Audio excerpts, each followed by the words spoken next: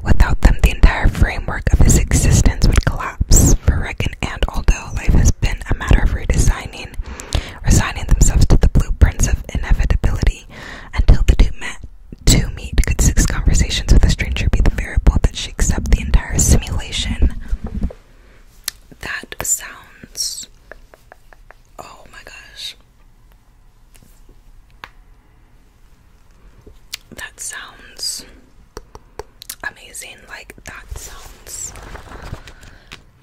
like a premise that I will be obsessed with. And there's only like 260 pages. Yes, please. Let's go. So, yeah, I got this book to read. And yeah.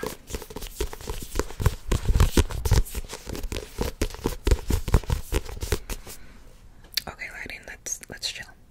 Let's chill out. Like, we don't gotta go crazy. So that's that. And now this book I've been thinking about getting for a while, but I didn't like the format that it had before. But this one is the Barnes exclusive edition, so I thought this one was a better format. And it is The Invisible Life of Addie LaRue by B.E. Schwab, who wrote the Villains duology that I read recently and loved. So since I loved that, I wanted to read the rest of this author's discography or whatever.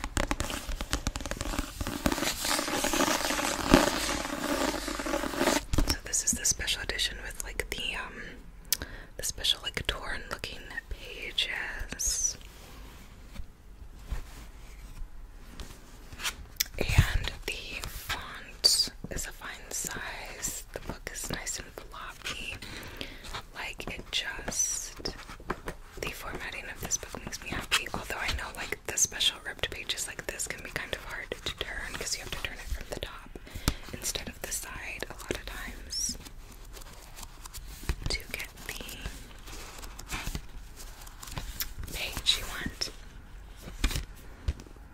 Okay, where's the premise? Hello. Excuse me, where the freaking stinking is the premise? Like, hello. Oh my gosh, I don't think they have it on this copy. Well, I don't see the premise on this copy. But basically, to my knowledge, this story is the story of a girl who makes a deal with like the devil or some sort of creature like that to live forever. But the catch is that no one can remember her. Like, as soon as they're away from her, they forget her existence, forget that they, you know, met her, whatever, and like whatever, they forget her. So I think the point is kind of like she made this deal and she gets to live forever, but in like isolation and without vulnerability and community and love, and you know, that's what I think this is about. So yeah, I'm very interested to read, and like I said, I really enjoyed the other duology that I read by this author, Vicious and Vengeful. So I'm very curious to read this. I heard that this is kind of like one of those like sad girl books too, and I love a good like sad girl book, like whatever, just one of those like kind of contemporaries. So yeah.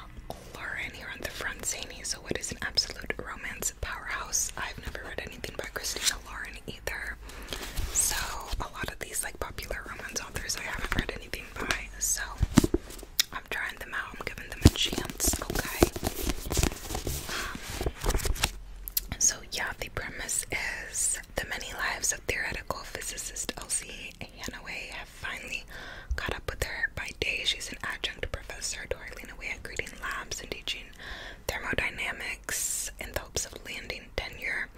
By other day, Elsie makes up for her non-existent paycheck by offering her services as a fake girlfriend, tapping into her expertly honed people-pleasing skills to embody whichever version of herself the client needs. Honestly, it's a pretty sweet gig until her carefully constructed Elsieverse comes crashing down, because Jack Smith, the annoyingly attractive and arrogant older brother of her favorite client, turns out to be the cold-hearted experimental physicist who ruined her mentor's career and undermined the reputation of theorists everywhere. And he's the same Jack Smith who rolls over the physics department at MIT, standing right between Elsie and her dream job. Elsie is prepared for an all-out war of scholarly sabotage, but those long, penetrating looks, not having to be anything other than her true self when she's with them, while falling into an experimentalist orbit, finally tempt her to put her most guarded theories on love into practice. Like, that sounds so fun. So, I don't know, we shall see, but I'm excited. It sounds like such a fun romance. I don't know. So, yeah. Let me know if you like it. It's so good. If you've read any of these books, let me know if you liked them, didn't, yada yada, etc.